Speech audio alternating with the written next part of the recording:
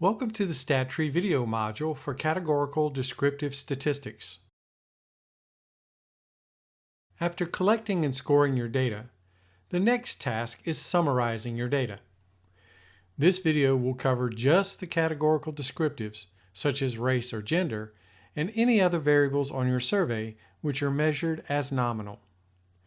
You will need one categorical variable in order to run this test. In looking at the Preferred Entertainment Viewing Survey, demographic question B is categorical with 4 nominal values. This will be the variable we will use for our demonstration.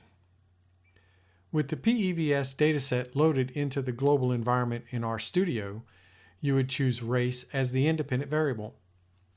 To calculate descriptive statistics for a variable in RStudio, create a new script box.